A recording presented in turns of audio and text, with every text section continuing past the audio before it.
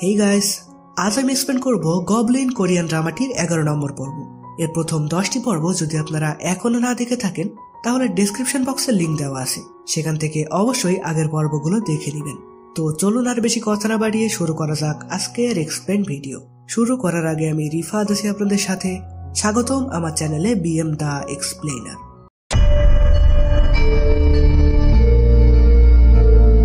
আগের পর্বে আমরা দেখেছিলাম সানি রিপারের হাত ধরাতে রিপার তার অতীত দেখতে পারে। এছাড়াও সে কিমের থেকে তার অতীত সম্পর্কে জেনে নেয়, আর সে নিশ্চিত হয় সানির অতীতে সে যে মেয়েকে দেখেছে সে আসলে কিমের বোন, মানে সানি পূর্ব জন্মে কিমের ছোট বোন ছিল। তো কিম এটা জানার পর সে সানির কাছে যায় এবং তাকে জড়িয়ে ধরে বলে, সান কেমন আছিস তুই? আমি তোর ভাই, চিনতে পারছিস না? কিন্তু সান বা সানির কিছুই মনে ছিল না। কিম তখন সানি অতীতে যা যা পছন্দ করত সেই সব কিছু নিয়ে এসে তাকে মনে করানোর চেষ্টা করে, কিন্তু তাতেও কোনো কাজ হয় না। এরপর দেখা যায় কিমের এমন কাণ্ড দেখে ইউনতাক বুঝতে পারে না যে এদের মধ্যে আসলে হচ্ছেটা কি। তখন দখোয়া তাকে জানায়, তোমার বস আমার কাকার আগের জন্মের বোন ছিল। ইউনতাক বলে, এটা তুমি কিভাবে জানলে? দখোয়া বলে, তোমাকে একটা গোপন কথা বলছি শোনো। গ্রিম রিপাররা কারো হাত ধরলেই তার অতীত দেখতে পারে। রিপার হয়তো কোনোভাবে তোমার বসের হাত ধরেছিল, তাই সে কাকাকে সব বলেছে। তাক বলে, হ্যাঁ ওরা তো হাত ধরেছিল, আমিও দেখেছিলাম। তো এখানে রিপার হাত ধরলে অতীত দেখতে পারে এটা না হয় দখোয়া জানে, কিন্তু সানি যে কিমের পূর্ব জন্মের বোন এটা তো দখোয়ার জানার কথা না। সে কিভাবে জানলো এটা আপনারা পরে বুঝতে পারবেন। তো এদিকে সানিকে বারবার বোন বলে ডাকায় সানিরও মনে হয় কেউ তো এতবার এভাবে মজা করবে না। সে তখন বিষয়টা পরিষ্কার হতে ইউনতাককে সাথে নিয়ে কিমের বাড়িতে যায়। সেখানে গিয়ে সে জানতে পারে রিপার, কিম এবং তাক একই বাড়িতে থাকে। তো সানি কিমকে বলে, আমি যে তোমার বোন ছিলাম তার কি প্রমাণ আছে? কিম তখন তাকে তার বোনের সেই ছবিটি দেখায়। সানির তাতেও কিছু মনে পড়ে না, কিন্তু সে জানতে চায় কি হয়েছিল রানীর সাথে। কিম তখন তাকে অতীতের সবকিছু খুলে বলে। সবটা শুনেও সানি একদম স্বাভাবিকই থাকে, ফলে মনে হয় সত্যি সত্যি তার কোনো স্মৃতিই মনে নেই। কিন্তু হঠাৎই রিপারের মতন তারও বুকে ব্যথা হতে থাকে অতীতের কথাগুলো শুনে। সে তখন নিজেকে সামলিয়ে কিমকে বলে, জানি তুমি হয়তো এখনো তোমার বোনের স্মৃতি ভুলতে পারোনি, কিন্তু সত্যি আমি তোমার বোন নই, আর বোন হলেও আমার কিছুই মনে নেই। এই বলে সে সেখান থেকে চলে আসে। এরপর দেখা যায় ইউনতাক সানি কেমন আছে ভেবে তাড়াতাড়ি দোকানে যায়। সেখানে গিয়ে দেখে সানি খুবই অসুস্থ। কিমের বাড়ি থেকে ফিরে আসার পর থেকে তার বুকে ভীষণ ব্যথা করছে। তাক তখন সানিকে বাড়ি দিয়ে আসে। সেখানে সানি তাককে বলে, ওর ফোনে আমি গবলিন দম্পতির নম্বর দেখেছি। এরা কি তুমি আর আমার ভাই বলে দাবি করা লোকটা? তাহলে তো তুমি ওর আসল পরিচয় জানো, তাই না? তাক তখন বলে, ক্ষমা করবেন, আমি আপনাকে কিছুই বলতে পারবো না। তো যাই হোক, পরের দিন ছিল ইউনতাকের কলেজের প্রথম দিন, যেখানে স্টুডেন্টদের পিতামাতারা এসে তাদেরকে অভিনন্দন জানায়।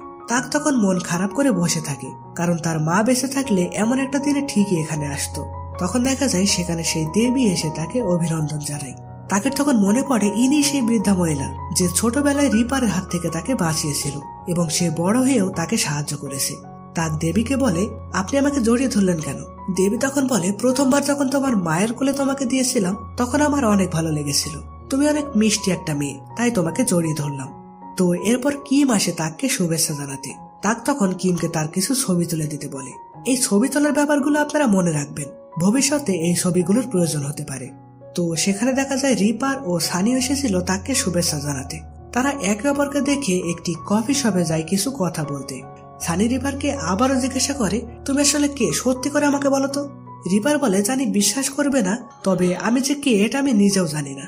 সানি তখন বলে, আমার মোটেও ইচ্ছা করছে না, তবে এখানে আমাদের সবকিছু শেষ করতে হচ্ছে, আমাকে ক্ষমা করে দিও।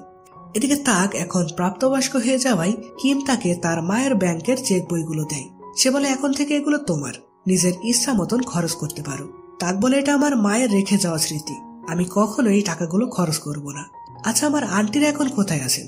তখন আমাদের দেখানো হয় এতদিন জেল খাটার পর তাকের আন্টিরা জেল থেকে ছাড়া পায়। ছাড়া পেয়েই তারা তাককে খোঁজার সিদ্ধান্ত নেয় টাকাগুলো তার থেকে নিয়ে নেওয়ার জন্য। তো যাই হোক, সেদিন রাতে রিপার কিমের কাছে এসে বলে, হারানোর তার কার্ড এসেছে, কয়েকদিন পর ছাদ থেকে পড়ে গিয়ে মৃত্যু হবে। কিম তখন দেবীর কথা ভাবতে থাকে। দেবী তাকে বলেছিল, তুমি মারা না গেলে মৃত্যু মেয়েটির পিছু ছাড়বে না, কয়বার ওকে বাঁচাবে। এভাবে মেয়েটি মারা গেলে অনন্তকালের জন্য তোমাকে অমর হয়ে থাকতে হবে। সেজন্যই বলছি, তলোয়ারটা বের করো আর এই অমর জীবন থেকে মুক্তি পাও। তো কিম এসব ভেবে রাতে ইউনতাককে ডেকে সে কার্ডটি দেখায় আর পুরো বিষয়টা খুলে বলে যে তলোয়ারটা বের করা না অবধি একের পর এক এভাবেই তোমার মৃত্যুদিন আসতে থাকবে। তাক এসব শুনে অনেক কষ্ট পায়। সে বলে, ঈশ্বর আমাদের দুজনের উপর এত নিষ্ঠুর আচরণ কেন করছেন? এমনটাই যদি হয়ে থাকে তাহলে আমি মারা যাচ্ছি, তুমি বেঁচে থাকো, কথা দিচ্ছি পরের জন্মে এসে তোমাকে ঠিক খুঁজে নেব। কিম বলে, এসব কথা বলো না, আমি তোমাকে মরতে দেব না, প্রতিটা মৃত্যু থেকে তোমাকে বাঁচাবো। এসব ভেবে তারা দুইজন খুবই ইমোশনাল হয়ে যায় এবং কাঁদতে থাকে। তো পরের দিন তাক কলেজে যেতে চাইলে কিম তাকে নিষেধ করে। তাক তাকে অভয় দিয়ে বলে, আমার কিচ্ছু হবে না, মৃত্যুর ভয়তে এভাবে বাড়িতে বসে থাকতে পারি না, কোনো সমস্যা হলে আমি তোমাকে ঠিক ডাকবো, চিন্তা করো না। তো অন্যদিকে রিপার সেই আংটিটা হাতে নিয়ে সানির কথা ভেবে যাচ্ছিল। আংটিটা মূলত সে সানির থেকে চেয়ে এনেছিল। তো সে সিদ্ধান্ত নেয় এটি সানিকে সে ফেরত দেবে। কিন্তু সানির সাথে তো তার সবকিছু শেষ হয়ে গেছে, তাই রাতে সে টুপি পরে সানির রেস্টুরেন্টে যায় সেটি ফেরত দিতে। তো সেখানে সে টুপি খুলে রেখে শেষবারের মতন আংটিটা দেখছিল। তখন হঠাৎই কারো পায়ের আওয়াজ শুনে তার হাত থেকে আংটিটা পড়ে যায়। তখন দেখা যায় সানি সেদিকে এগিয়ে আসছে। রিপার তখন তাড়াতাড়ি করে টুপিটা পরে নেয়, ফলে সানি তাকে দেখতে না পেয়ে ভিতরে চলে যায়। কিন্তু পরক্ষণে সে একটি ফুল গাছের ডাল নিয়ে সেখানে ফিরে আসে। সে তখন অদৃশ্য রিপারের পাশে দাঁড়িয়ে বলে, ওর উচ্চতা 5 ফুট 9 ইঞ্চি, সেই অনুযায়ী ওর মাথা এখানেই থাকা উচিত। এই বলে সে গাছের ডাল দিয়ে রিপারের মাথার টুপিতে আঘাত করে, আর টুপি পড়ে গিয়ে রিপার দৃশ্যমান হয়। সানি তখন চমকে যায় আর সবকিছু বুঝতে পারে। আর রিপারও শেষমেশ তাকে জানিয়ে দেয় যে সে একজন গ্রিম রিপার। সানি সব কিছুতেই মানতে পারছিল না, সে খুবই কান্না করতে থাকে, সাথে রিপারও অনেক ইমোশনাল হয়ে যায়। তো যাই হোক, এদিকে দেখা যায় ইউনতা ক্লাস শেষ করে কিমকে মেসেজ করে জানিয়ে দেয়। তখন সেখানে সেই ভার্জিন ভূতের সাথে আরেকটি ভূত এসে তাকে বলে, আমার জীবনেও এমন একজন ছিল, কিন্তু লম্পটটা আমার জীবন শেষ করে দিয়েছে, ওকে যদি একবার হাতের কাছে পেতাম। লম্পট বলতে সে তার স্বামীর কথা বলছে, যার জন্য তার মৃত্যু হয়েছে। তো তাক তখন বলে, আচ্ছা চলো তাহলে তোমার সেই লম্পটটাকে শাস্তি দেওয়া যাক। এই বলে তারা তিনজন একটি অ্যাপার্টমেন্টে যায়। সেখানে যাওয়ার আগে অবশ্য তাক লাইটার সাথে নিয়ে গেছিল, যেন কোনো সমস্যা হলে সে কিমকে ডাকতে পারে। তো ইউনতাক সেই অ্যাপার্টমেন্টে গিয়ে ভূত মেয়েটি স্বামীকে ডেকে বলে, আপনার সাথে কিছু কথা আছে আপনার মৃত স্ত্রীর ব্যাপারে। লোকটি তখন তাকে সেই বিল্ডিং এর ছাদে নিয়ে যায়। এরপর ভূতটি তাকে বলতে থাকে, আর তাক তার বলা কথাগুলো তার স্বামীকে বলে। সংক্ষেপে বলতে গেলে লোকটির অন্য একটা মেয়ের সাথে সম্পর্ক ছিল, তাই তার স্ত্রীকে সে ছাদ থেকে ফেলে দিয়ে মেরে সেই মেয়েকে বর্তমানে বিয়ে করেছে। এখানে তাক যখন ছাদ থেকে ফেলার কথাটি শোনে, তখন তার খেয়াল হয় যে সে বর্তমানে কোথায় আছে। তার তখন মনে পড়ে কিম তাকে উঁচু জায়গায় উঠতে নিষেধ করেছিল। এদিকে লোকটি তো ভূত দেখতে পারছিল না, সে দেখছিল তাককে। ফলে তার গোপন ব্যাপারগুলো মেয়েটি কিভাবে জানলো এটা ভেবে সে ঠিক করে তাককেও সে ছাদ থেকে ফেলে দেবে, যেন তার কুকর্ম আর কেউ জানতে না পারে। এই ভেবে লোকটি তাকের দিকে এগিয়ে আসতে থাকে।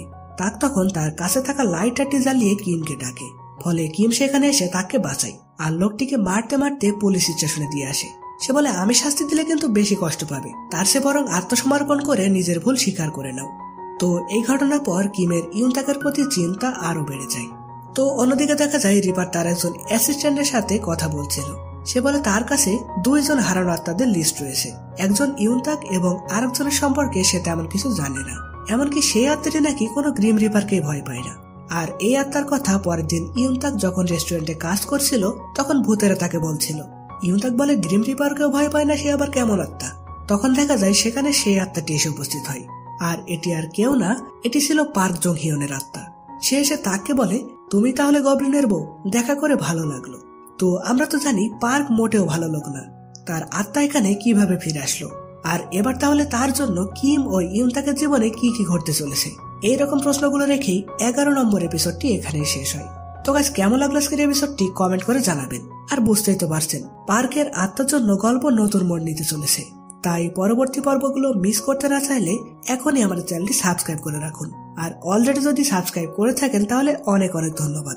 তো দেখা হবে পরের ভিডিওতে, ততদিন পর্যন্ত ভালো থাকবেন, সুস্থ থাকবেন, বাই।